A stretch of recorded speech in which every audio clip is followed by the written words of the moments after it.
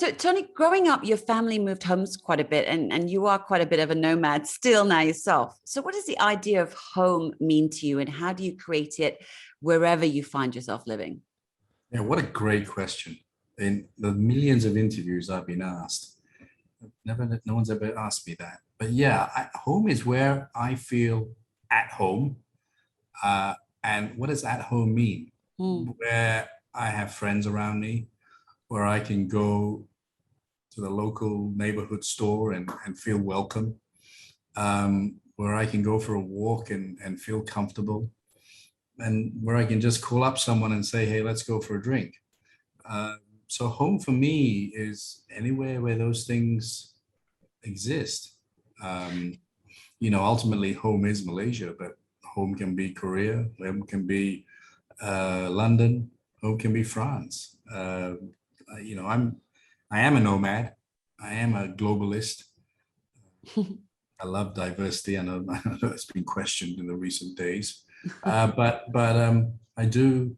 I am a homely person. Does that make sense? I rather be in one place longer than go around traveling.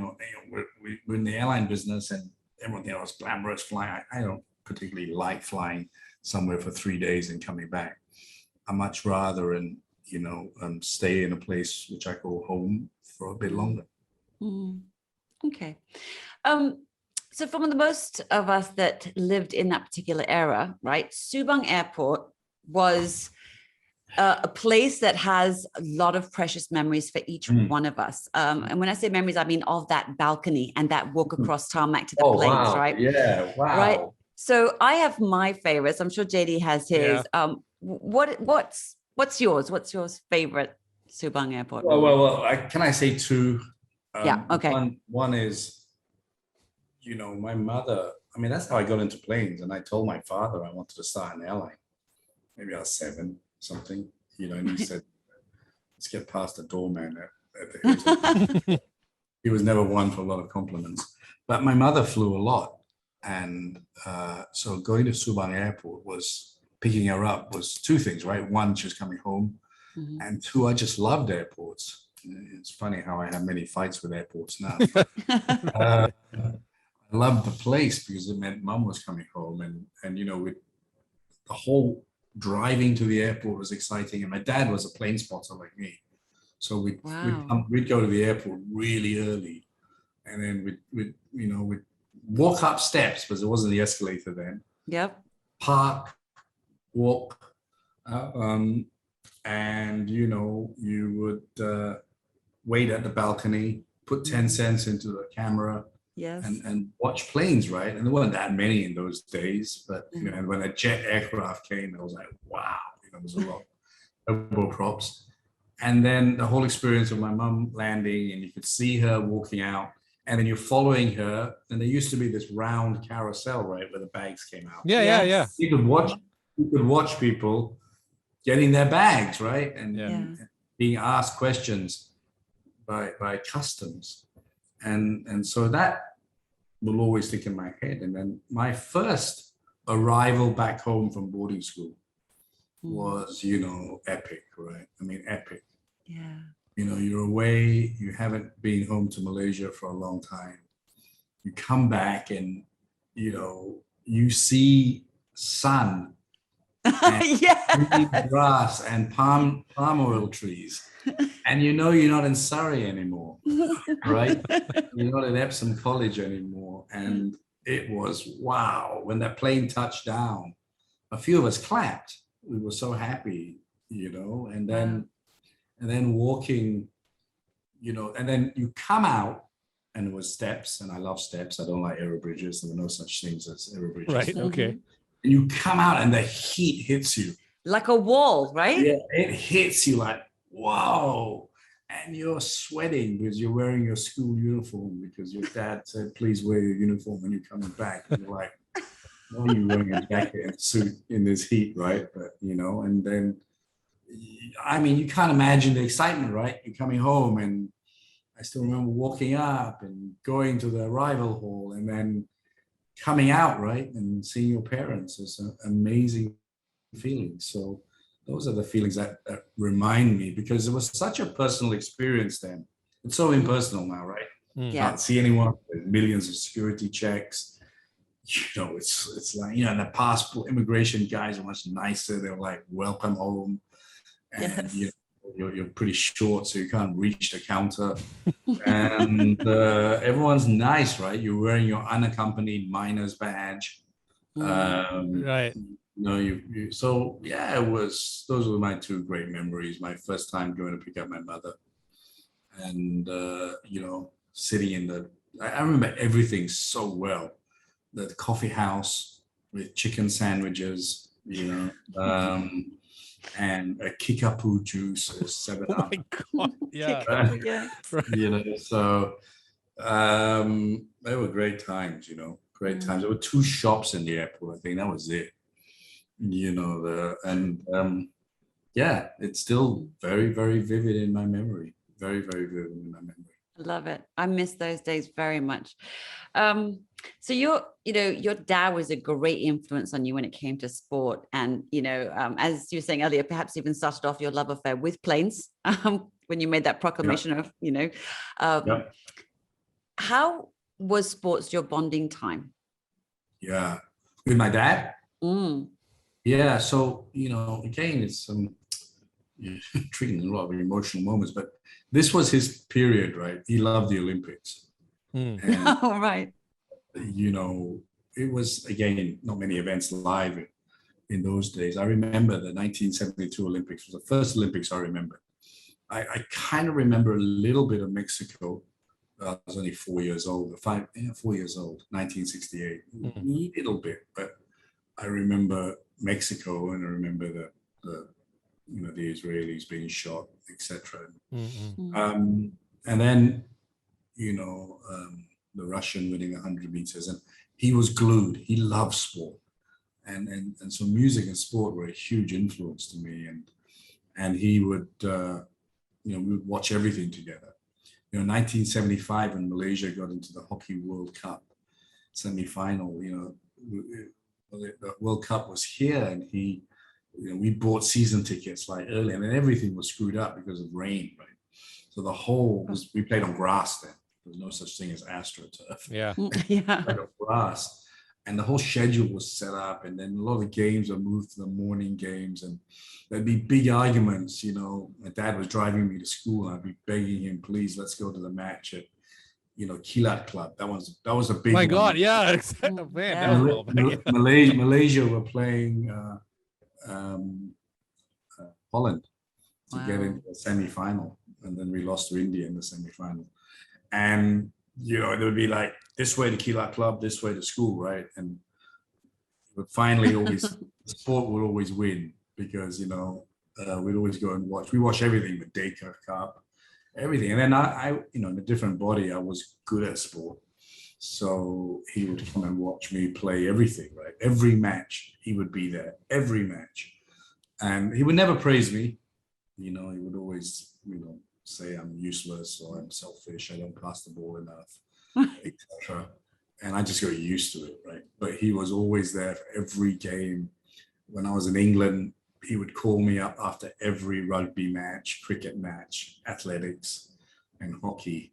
And he'd keep his own table of all the results, how many goals I scored. Oh. Oh, that was his way of loving you, right? Yeah. Still never praised me, Tough love. Ended up very high standards. Yeah, I got it. My mom was the other way. I could have been completely useless, and she would have seen me as Pele. So, I can't balance up, right? But yeah, sport was a big bonding factor between me and my dad, and he was a great boxer. So, he would teach me boxing. He was a great hockey player and a very good athlete, not so good at cricket. And so, yeah, sport and music were, my father was big into music. My mother was big into music. My father was, where we probably spent more time together was, watching sport. And it was really cute, when a team we supported lost, we would both be sulking. He'd text me and say, do you feel miserable? I'm like, yeah, I really feel down.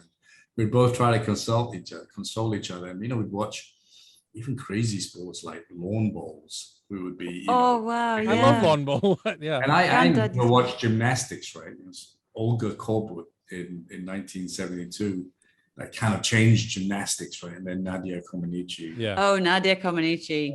in 1976 in Montreal. So, later on, Bruce Jenner was my hero, right? Me and my dad watched Bruce Jenner win the decathlon, and fast forward with David, we're at the Grammy Awards, and Caitlyn Jenner is I was just about to. and I'm like, you're my hero, and Caitlyn's handshake was a decathlon handshake, man. I thought you were gonna break my hand. And she was tall and big, and I was recollecting and saying, me and my dad, we idolized you as the ultimate decathlete, right? And he said, yeah, those were fun days. And I'll tell you a little story if you allow me. Yeah. Please. So Caitlyn Jenner, David Foster has this most amazing kind of amazing record of being connected to all these amazing women, right? We're having dinner with his friend, lunch with his friend called Muhammad Hadid, and who becomes a very good friend of mine. We're in Beverly Hills, and this girl comes, sits down next to me, and suddenly there's loads of paparazzi around her, and I'm a bit dummy sometimes, and I say, "What do you do?" So she said, "You don't know." So she said, "Look at my Instagram," and she had like 200 million followers. Oh my God! What? Tony, you've been living under a rock. Who was it?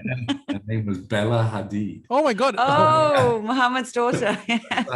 So I didn't know all of this, right? And it's really kind of funny that David Foster was married to. I mean, you hear in the podcast. Was married to Bruce Jenner's wife, Linda Thompson. Yeah, wrote some songs together. So he's kind of stepdaughter to all the Jenner kids, right? And then the new Jenner kids as well. And then Muhammad Hadid, they were going to share a flat together, a house together, because they're both divorced. And he was going around the house, and he said, "Oh, who's this woman?" And he said, "Oh, this is my ex-wife." And Muhammad Hadid set David up, and they got married. And Bella and Gigi's mother. So David was drawing his family tree, and all the Jenners. My and goodness. My all God! these famous entrepreneurs and models, and are all connected to our friend David Foster. We had such a laugh in That's in not a this restaurant. family tree. That's a forest. Yeah. Pretty much so. So I'm not sure how we got into that, but Okay, let me bring you back. All right. So for a few years, you went to Alice Smith. I went to Alice Smith as well. Before, being sent off to Epsom College in the UK. So that must have been such a huge, drastic change for you. Can you share with us, what that change was like, but also share your brave solo voyage aged 13 to go to school for the first time? Well, Alice Smith was also a big cultural shock to me, because when I turned up there, everyone was white. Yes. And that was also a bit of a cultural shock. But Let's not talk about the uniform. Yeah. It's very uncool. It was very uncool to say you went to Alice Smith, actually. Still is. Can we edit that out? Let's edit that out. Yeah. So anyway, we going to Epsom. I remember my parents coming up to me saying, "You're going to boarding school." I was like, "Oh, okay, sounds interesting." And then the day came, going to boarding school, and I had to wear my suit, unaccompanied minus badge, and half of Damansara Heights came to see me off. And your village. That felt kind of cool. And the coolness wore off when I said goodbye to everyone, right? And you can still feel cool as you're walking down the ramp and going onto a Qantas Airlines and wave to everyone. And then you're in the 707 and you're like, "Oh my God, where am I going?" And then you arrive in London. And again, kind of an Alice Smith moment. Everyone's white. That's And I right, tell yeah. my daughter, you have no such problem anymore, because when you arrive at Heathrow Airport, everyone's Indian. Yeah, So that's true. The whole of Southall and all the rest of it all work there. Yeah. So that was a cultural shock. And then, you know, leaving the immigration desk, my father he always thought I was a mummy's boy, which I was in reality. And he said, you know, you gave me £50 and I had to find my own way to Epsom College. And Heathrow was huge. Even in 1977, they had 3 terminals, right? It's huge. And I lost my bag, my Samsonite bag with Maggie Mee in it. And finally got it back 3 days later, and the Maggie Mee had gone. So, and then I took a Green Line bus, 727, from Epsom, from Heathrow, the bus station, which is just talking these stories are very nostalgic actually, and arrived in Epsom Spread Eagle, which was a pub. And then I had to walk up to Epsom College, and I'm walking up, and this girl comes up to me. She's a skinhead, and she sticks a hand out at me, and there's a swastika on it. Oh my Oh God. my God. I'm like, oh, hello. I thought it was an English greeting. We come in peace. Yeah, little did I know that it was, she was trying to tell me, get out of my country. Mm. Right. And then I walked up the road to Epsom College. It's about 1.5 miles from the bus station. And I thought to myself, Jesus Christ, what have I done wrong in my life? This looked like a prison camp. Mm. I mean, boarding schools are a lot nicer now, but it was like we were in a hospital dormitory, 20 kids. I was the only Malaysian. I remember, no one knew Malaysia. I had to say Malaysia's in between Thailand and Singapore. Right. I remember we were in, my house was Holman House, and we had a couple of day boys, and you know, one just texted me actually. You know, my friends from Epsom and Alice Smith, to be honest, are still my friends. You know, maybe the third weekend, he invited everyone in the house to go to his house for lunch, and he didn't invite me. Or maybe it was the first weekend. And I was like, oh, why didn't he invite me? I didn't think about race or anything like that. And then later on, I find out he didn't invite me because he thought we lived in tree houses and I may not know how to use Right. reports properly. And he just didn't want to embarrass me. And I remember walking up the first meal, and you know, my best friend at school, who unfortunately has passed away, and we walked up, and I remember my father saying, you have to eat everything. You cannot not eat anything that's put on the plate. And school food was really bad. I mean, it's really good now, when I saw what my daughter and son went through. It was really bad my days. And the menu said toad in the hole. And I thought, I was eating frog. I was terrified. I mean, how a sausage and Yorkshire pudding becomes toad in the hole is beyond me. I know. But it was a daunting experience. I got in trouble because I was late for a lesson. Because I got lost. It was such a huge school, right? And I got lost, and my house was far away. I got lost, and you know, the master says, you know, Fernandes, pull up your socks. So I did pull up my socks. He thought I was being cheeky, and I almost got 3 strokes for it. But school was tough at the beginning. Cold showers, you know. But in school, if you're good at sport, everything transforms. Right. I never played rugby before, and I was in like the under 14 E team or something. And not very good. And one day, someone kicked the ball, and I caught it, and I ran like anything else, and suddenly I was in the A team. Wow. I was promoted, and then your whole life changes when you're suddenly in the first team for sports. And I loved Epsom. I loved it so much, I built a school here. That sounds like Victor Kayam from Remington. But I did have a fantastic time in school. I'm one of those lucky guys that, you know, wherever you throw me, I will make the most out of it. It's just, I'm lucky that I never believe I've been thrown a raw deck. Boy, I have a lot of opportunity to say I've been thrown a raw deck. But, even if it's negative, you take that negative and you learn something from it and you move forward. So daunting, but I think it was the making of me, honestly.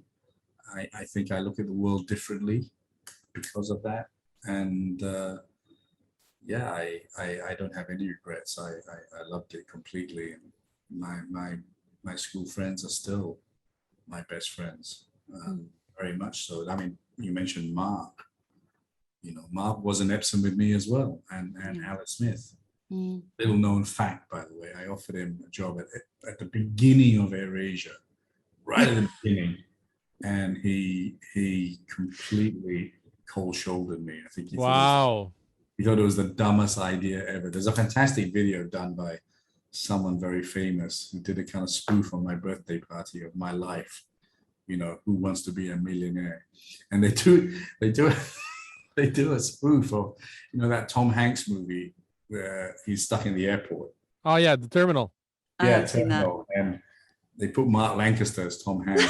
He's walking past the TV, and they show the sketch of me calling him and saying, "Hey, Mark, do you want to join AirAsia?" And he's like, "Oh no, bad line, Tony, bad line." And puts it down. He tells everyone, "That idiot Tony Fernandes wants to start an airline. What a moron!" And then 4 years later, he's walking past the terminal, and you can see Tony Fernandes has just become the latest billionaire. And you see Tom Hanks crying. It's Mark Lancaster. Oh dear, he'll be thrilled that we're talking about him without him being here. He's coughing somewhere right now. Is like someone talking about me? Yeah. Yeah. Yes, exactly. Okay, let's move on then. Now, listen, you failed your mum because she wanted you to be a doctor, but you didn't make it. Right. But the family didn't shame you too much because you ended up being a respectable, or so they thought, accountant, right? So how did a bean counter end up working for Virgin Music? Yeah. Okay. Let's go back to that doctor story, because this is an important story for all of LITE listeners, right? So, and maybe sums up me. So from the moment I came out of my mother's womb, I had a stethoscope around me, right? Wow. I was Dr. Tony at 1 day old. My first toy was a doctor's kit. My second toy was a doctor's coat. My dad gave me his unused stethoscope. And so I was brainwashed that I was going to be a doctor. And at 15, unfortunately, my mum died very soon after this. You had to decide what A levels you wanted to do. And I kind of, delicately told them that I didn't want to do physics, chemistry, and biology. And there was World War III literally in the house. I mean, literally World War III in the house. And I tried to explain that I didn't think I'd be a very good doctor. I said, my hands shake a lot and I'd be cutting someone's aorta up and I'd cut the wrong vein, right? But it was just not heard. And too many Malaysian parents are like this. There are too many doctors and lawyers and engineers who just didn't want to do that. And my son kind of thought I wanted him to be an accountant. So he went to Durham University, and then one day in Tokyo, he breaks down and says, "I really hate what I'm doing. I really want to be an animator." And I said, "Well, who asked you to go and do this?" He said, "Well, I assumed that you wanted me to do it." I said, "It's your life. Go do it." So I told my parents, and they said, "No, you got to do physics, chemistry, and biology." So this is the second making of me. And I said, "Okay, you make me do that. I will fail. I will just do nothing." And I don't think they believed me. And I did. I just wrote my name on the examination and fell asleep.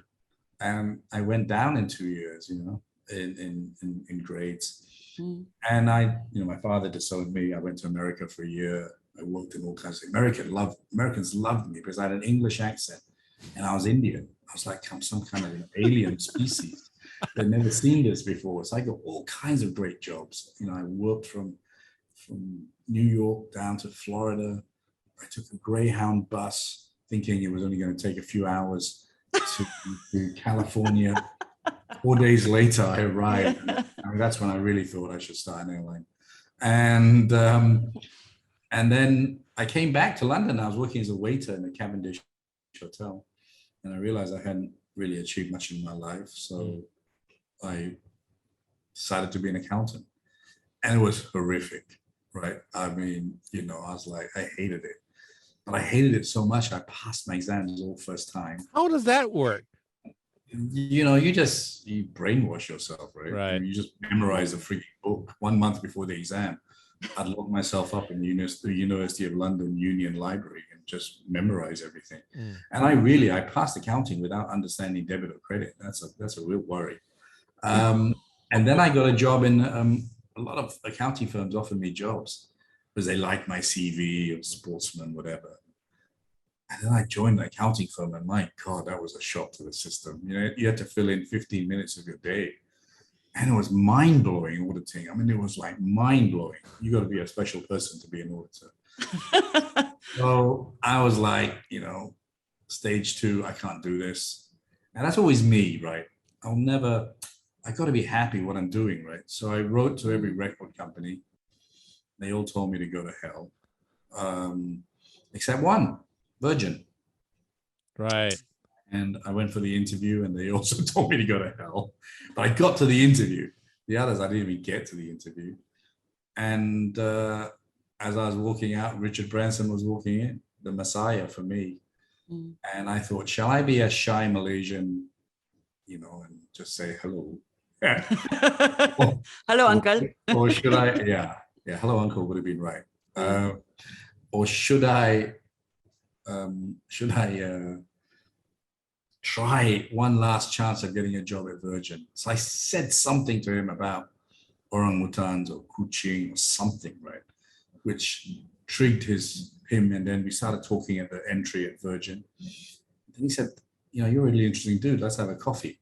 And then we were talking about Malaysia and boarding school, and, you know, he had been expelled from his boarding school as well at Stonyhurst, and telling me about how he set up Virgin with his mail order from a phone box. And I was telling him, he was like, how do you know so much about music? And then he said, why are you here? And I said, I've come for an interview, but you rejected me.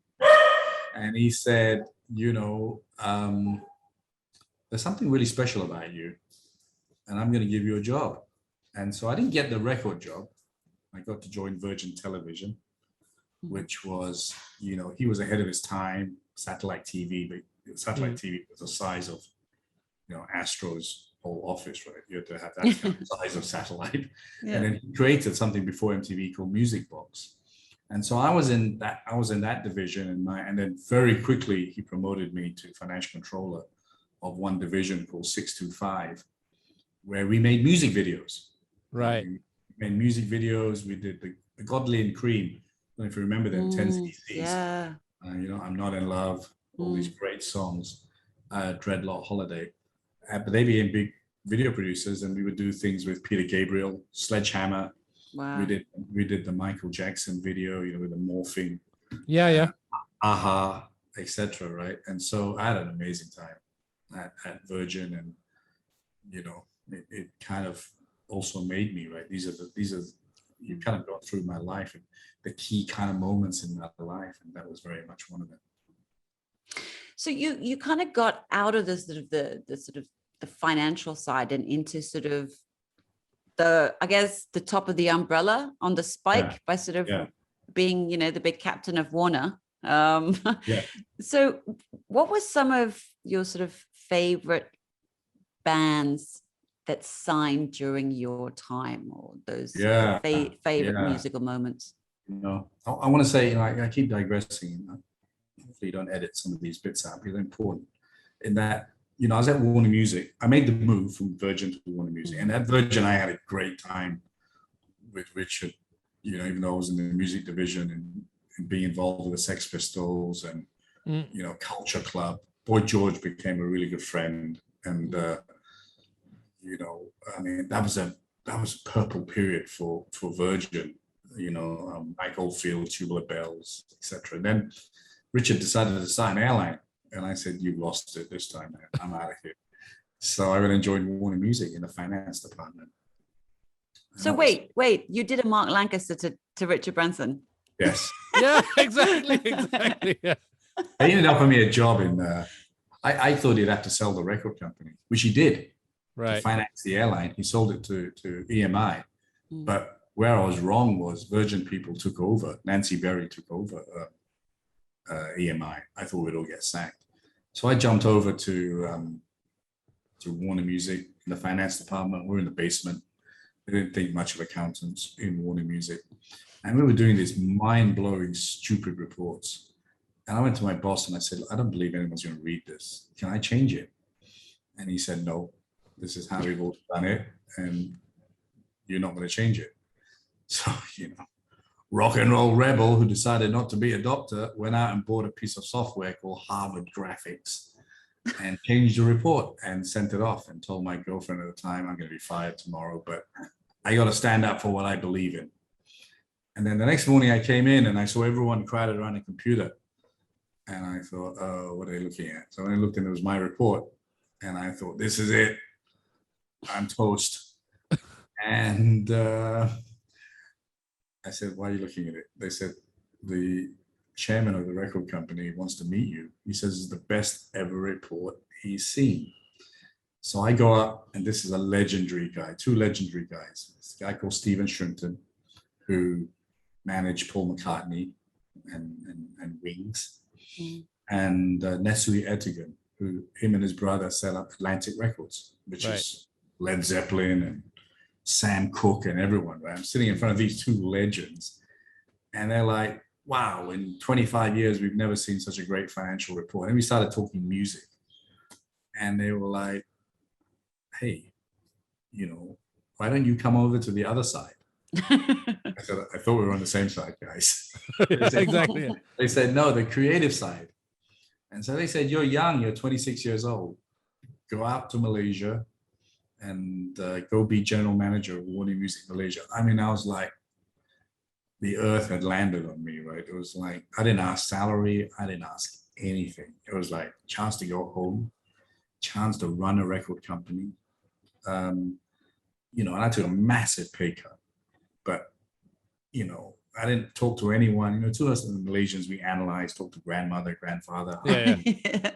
and then don't make a decision. I was just like, my whole life has been about making decisions. So I made that decision and I went out to Malaysia, and there was a managing director who was an Austrian, really nice guy, and he accepted me.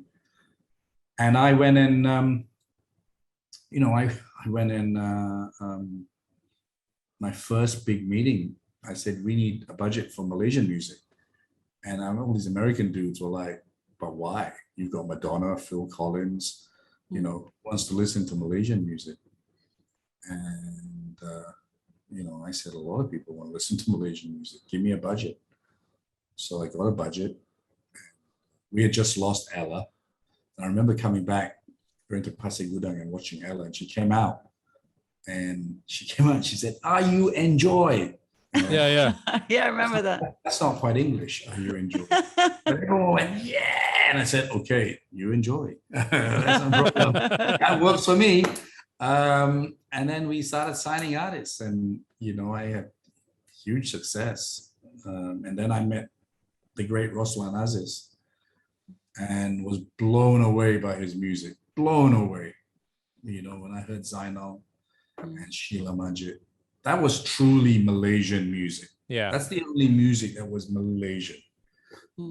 Sports is where we're Malaysian, but music was still kind of segregated. But Roslan managed to do something no one else has. And maybe P. Ramlee a little bit. I was father of Dangdut music. I did Raihan.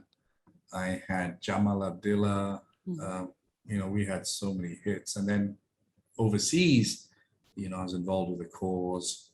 That was, we broke it first before anyone. That was with David, James Blunt, so many.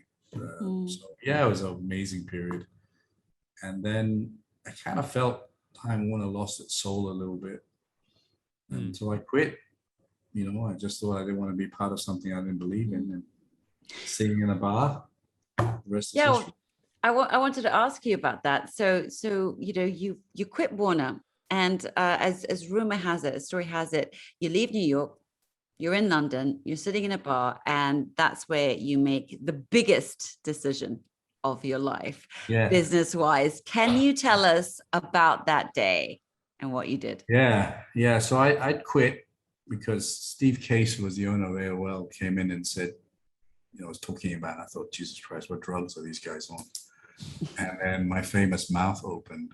You know, I did actually say that, because he said, Tony, what do you reckon our stock price should be in a year's time? And I'm like, well, looking at this, it was $80 at the time. I thought, if it's still $80, you're doing well.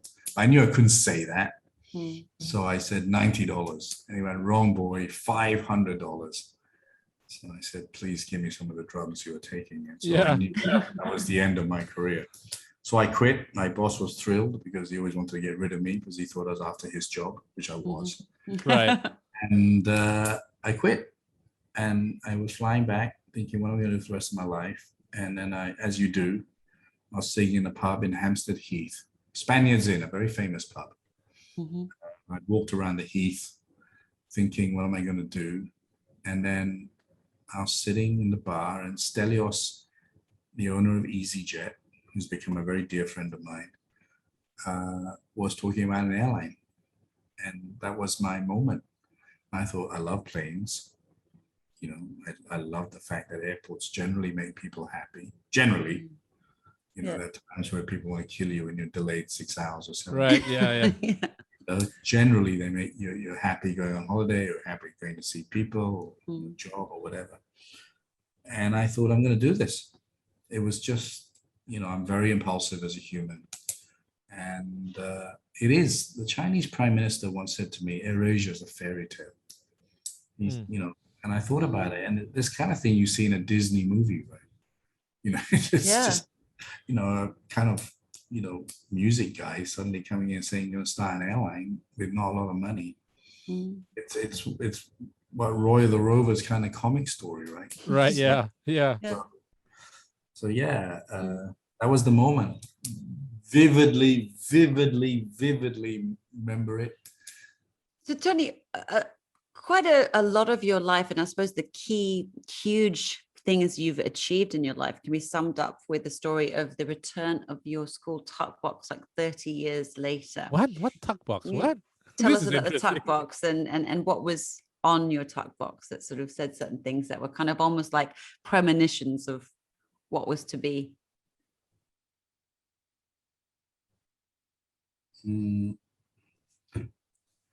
Well, you know, you get this tuck box when you go to school, and it's where you put your food and your life's belongings. And I remember turning up and putting my 3 dreams of my life, right? On one side was a Formula One car. No way. Okay. Sticker, right? So these are stickers, like the tuck box is like a little stickers, small case. really Okay. Because I loved you know, I love Formula One, and dream was to be involved in motor racing somehow. On the left-hand side was a Qantas airline sticker, because I wanted to own an airline. No way. And on the right-hand side was West Ham United, because I love football so much, and I thought, you know, what a great thing. And inside was a lot of music cassettes, original, because I never bought pirated music. And so that tuck box was my life, right? That tuck box was my life. It came back to me, you know, maybe 25 years later. My best friend sent it back to my house.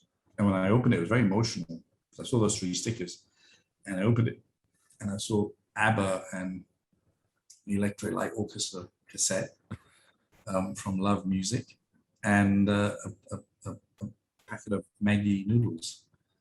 And I thought, wow, you know, this is amazing that I have, my whole life is in this box. So do you believe in sort of like manifesting your own dreams? I mean, because like every important thing in declaration that you'd made as a child, that this is what I want, has come true. Yeah, So the question is, did I? Do you do I believe in like dreams? in manifesting your own dreams, like sort of like, because Yeah, there was like yeah, a little shrine to you, wasn't it? That was like a place where you yeah. stuffed all your dreams. That was a moment. Mm, Yeah, it was very much a shrine for me, and a very important, very important part of my life. So yeah, I do believe in dreams. I always say, dream the impossible and never take no for an answer, and all these other things. mm, So yeah, it was a manifestation of my dreams, and I tell everyone to dream. mm. So make sure you get the right stickers on a tuck box. That will define your dreams. Seriously, that's brilliant. I better take off the fragile sticker off mine then, because I ain't fragile. All right, Tony, you've seen a lot of the world and quite a few extremes as well. As a dad, what do you wish for or want for your kids? I think I've got it already. Um, my kids are really, they've chosen their own path. They don't really want to be involved in Airasia. They want to create their own life. They don't believe in benefiting from what I have done. They want to do it themselves. That is amazing. They're not trying to build second generation. They feel very strongly that this company I built with others, and it should be run professionally, not just because they're my kids, they come into the company, which is fantastic. They're humble, good people. They queue along with everybody at Airasia. They don't ask for any privileges. I think humility is the most important quality in a human. And we're still so tight. My daughter calls me every day, and my son calls me every day, and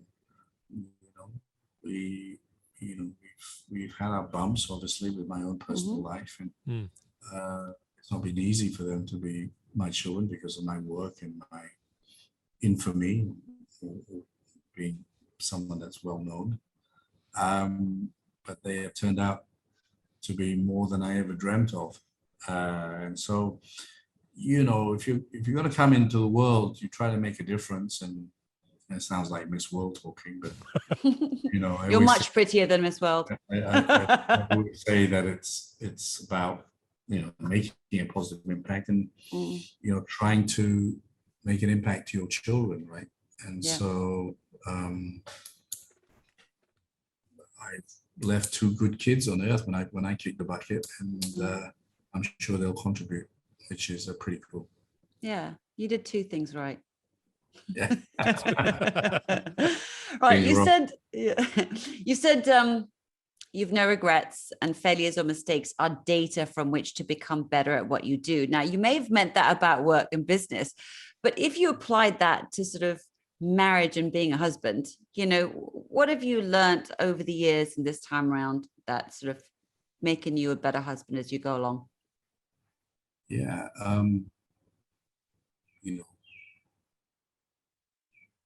A balance in work, a shared choices. Both should consent. If I want to go into politics, which I don't, then both have to agree. And time together, give and take. Yeah, it's hard being married. It's hard being married at a young age when you're building your career, etc., and you have different expectations. So, marriage should be much later in life, to be honest. Really? Yeah, I think people get married too young. I agree. I tell my daughter to go and experience life as much more till you find the right guy. I'm not sure my son ever wants to get married, having seen my performance in it. But yeah, marriage is tough, right? Especially in this kind of world we live in now. So yeah. Am I perfect? No, Who is? Yeah, who is? And but the world expects perfection. Is Airasia a perfect company? I think we're a damn good company, but an incident happens and things get blown out of proportion, and You have all these people attacking you when they don't even hear your side of the story, right? And it's become a very angry world. So, you know, marriage is a marathon. It's not something that comes to you naturally. Running a company is a marathon. Building a culture is a marathon. Running an airline that's safe is a marathon. You never, ever can say you have a perfect marriage. You never, ever can say you have the safest airline. It's a continual journey of keeping it together and making it better every time. So let me talk about Airasia then. You know, when COVID turned the world, especially for your industry, turned up, you know, it turned it belly up basically. And you guys did some serious pivoting into other areas. Although, you know, you already seem to be working on ways to not just be an airline already. So why was that important to Airasia's success early on and to you?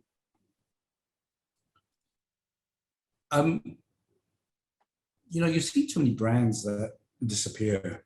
You know, when you were younger, Nokia, who didn't have a Nokia phone? Yeah. Right? Who didn't have a BlackBerry? Who didn't have a Kodak camera? You know, who didn't have Fuji film? They're all gone, right?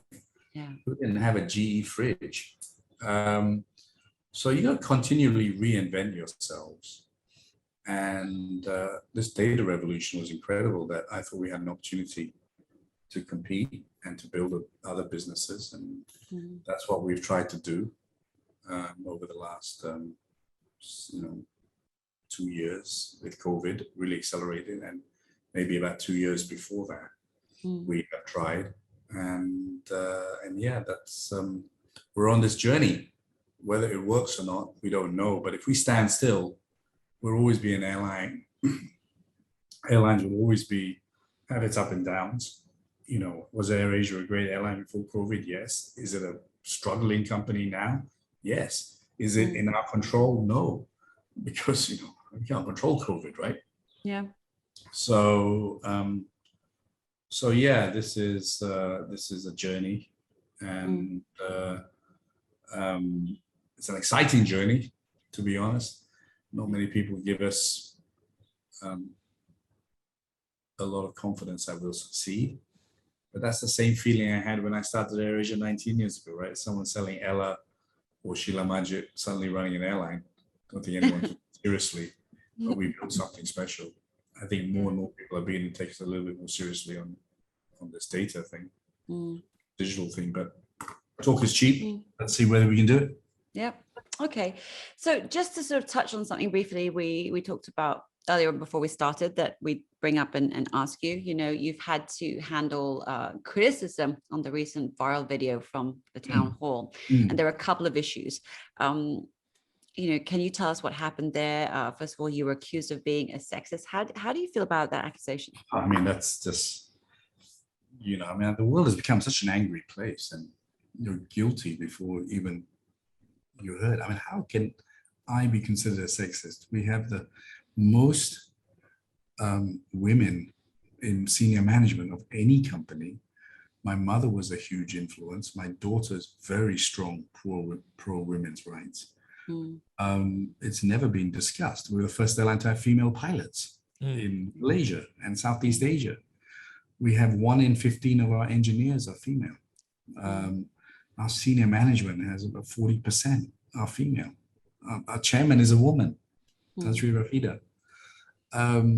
So anyone who knows me knows that's complete rubbish. The incident wasn't sexist. The incident was road rage.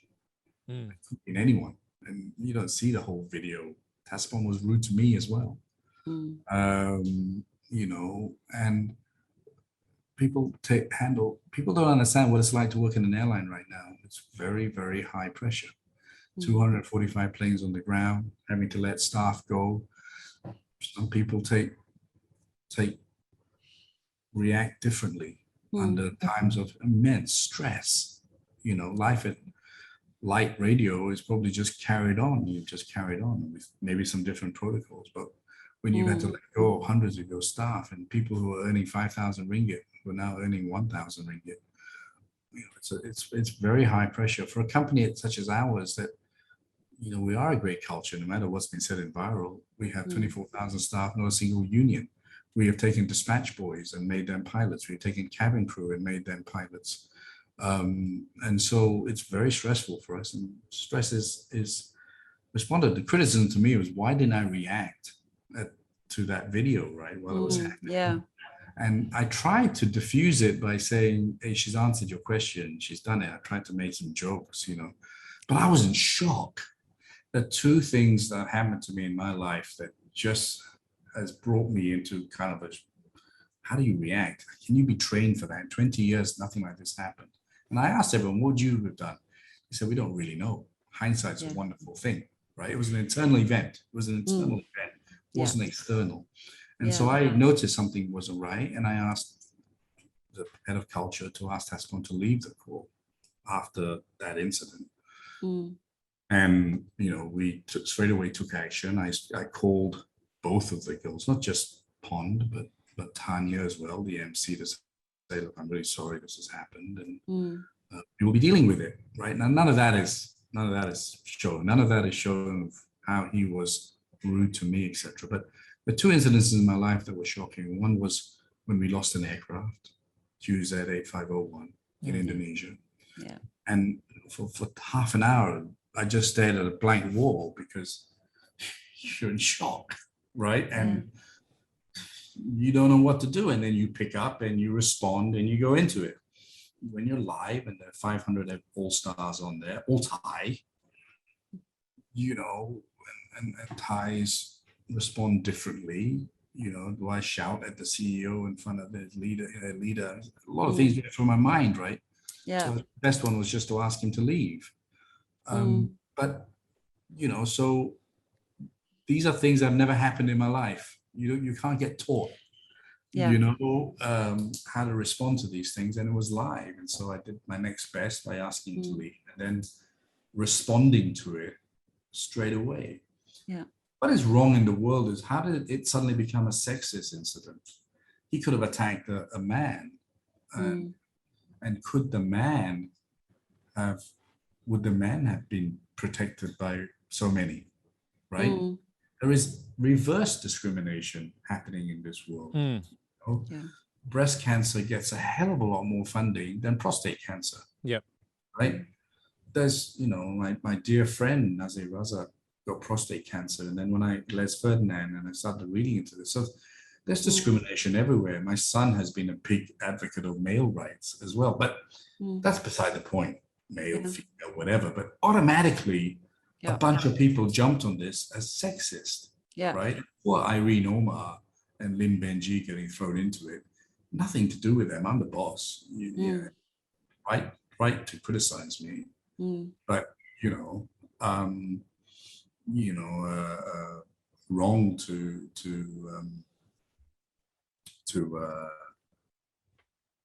name and make us guilty without getting facts. And so, Tony, as a person, right, what principles do you hold true then when it comes to sort of people and how you treat them? I think you only have to ask my company, right? People who worked for me for 30 years, 20 years. I'm a very flat structure. I'm very down to earth and don't have an office.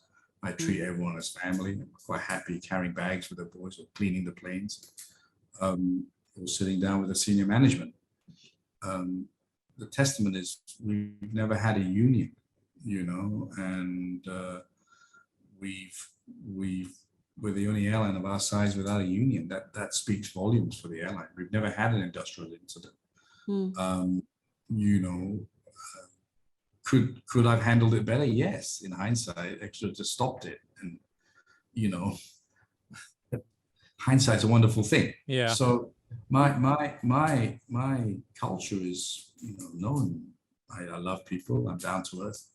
And ironically, we just started a diversity campaign in Airasia. Now, diversity is not just about women. Diversity is about all people. Diversity is about neurodiversity. It's inclusion, right? It's about young people not being discriminated. And today I got a text from a young girl who said, I never felt discriminated in Airasia as a young person or as a woman. So we've worked hard, LGBT side, we've worked hard at diversity. We're a truly Malaysian company. Everyone gets on with each other. So, but hey, we can be better, which is why we had this diversity committee. We could be, we could relook at a lot of policies and stuff. And I don't want to treat it as a negative, something wasn't right. People within Airasia got upset. So we got to be better. So we turned this negative into a positive. But, to what I think I was most upset was that it was turned into a sexual thing. Yeah. And now even jokes are made into, it's become a little bit too aggressive, and you got to think twice about everything you say now, so yep, there's a balance, but we'll learn and we'll improve and we'll get better, and there was no hurt intended, and if anyone got upset, then we apologize, but it was an incident that was very unfavorable and we have to correct it. Okay. Right. So today, your new podcast, Talks with Tony, launches, right? It's not your first foray, as you've already got the Tony Fernandes podcast. So what's different and what can we look forward to? So first of all, tell us, what kind of podcast is it going to be? Actually, I don't have a podcast. This is really the first kind of podcast. And it was an idea by Mariana to put it together because, she came in fresh from a television background and said, so many great people, why don't you share those experiences with others? And so I did. And, we created this podcast, and idea is not about me. Idea is about who I know, and allow listeners to maybe get a deeper feeling, maybe inspired, maybe get some ideas on, on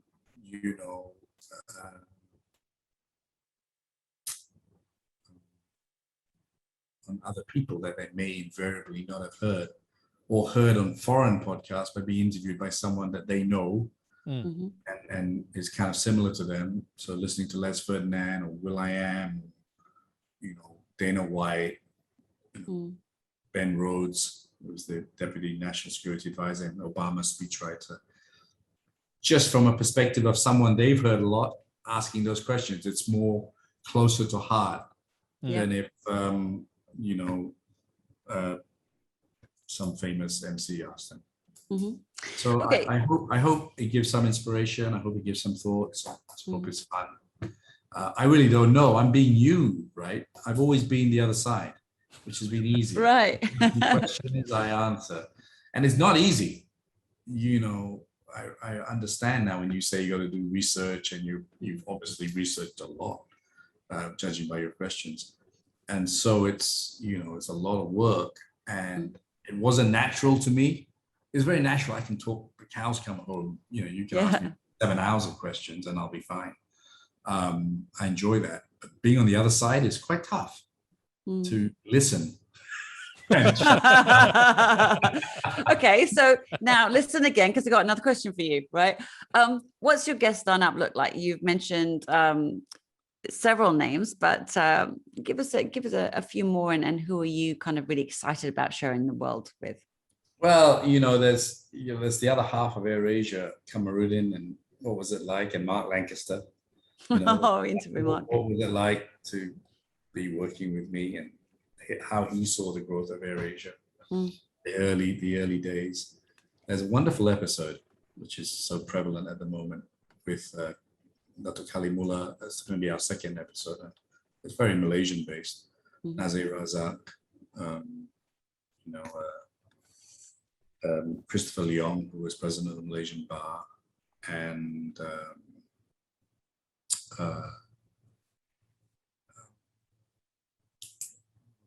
one more person. No, that's it. 3 of us and me talking about a better Malaysia, and it's really kind of cool, and it's educational for me. If you look at our forefathers who wrote the Malaysian Constitution, they wrote a fantastic constitution, we just stick to that, we'd be a great country. If you listen to Tunku's independence speech, the last few paragraphs, wow.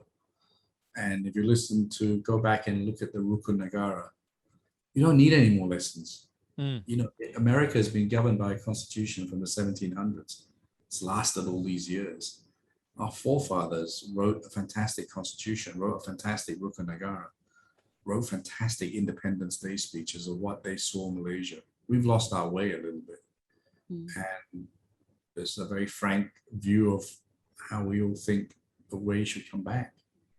Whether it does or not, we'll see. So who don't you know, but that you would absolutely love to get on your show? Yeah, Will Smith. Okay. Will, if you're listening, you can get Jada on the line. Yeah, it would be great. I mean, I've met him very briefly. From Fresh Prince to what he has done is amazing. I'd love to. I would love to have interviewed, but he's not alive anymore. George Best, Right? Yeah. I think pound for pound, one of the greatest footballers, I think. Which football team does he play for? Anyway, sorry, the line's going a bit bad. Let's just before the war starts. But just for the record, Manchester United predominantly. And then I would love to do Mike Tyson. All right. Oh, that would be interesting. I heard his interview. And I'm going to get Mike Tyson. You should. You should. Oh, in the next series, we'll get Richard on the line. He was too busy with his space adventure. And, but people I don't know, I really want to get Mike Tyson in. I mean, he's an amazing guy. So I've asked Dana White whether he can fix that up. Good luck. I look forward to that. He's been doing a couple of interviews that have been super interesting. He's got a lot to say. Now, what about the situation where someone seriously, and they're famous, they're a big name, they really want to get on your show, they really want you to interview them, but for love nor money, do you want them anywhere near you? Like, how do you turn down somebody? Well, no, that hasn't happened. No one knows about the show, so now it's Tony going out and begging people. Yeah, okay. So that hasn't happened. I'll let you know when it does. If it does, that's a good sign, because that means we're you've made it. Yeah, we're okay. Okay, so I guess the last question is, I know you're too shy to ask, but when are JD and I coming on as your guests? Yeah, man. Next season, for sure. I mean, we've virtually done our podcast here already. I know, right? Switch it around. It was the other way around. So I'll have to ask you, Asha, about your Adam Smith School days. Yeah, maybe not. Okay, let's just forget that idea. When did JD get into the Ramones? Right, yeah. How's his married life? A lot of questions there. Yeah. Interesting. What do you like in a man, Asha? Yeah, actually, that's really good. Oh my God, that'd be a really. I wouldn't know what to say. I wouldn't know what to say. Okay, but check out the podcast. Talks with Tony. It's starting today on SYOK. Go get it. SYOK.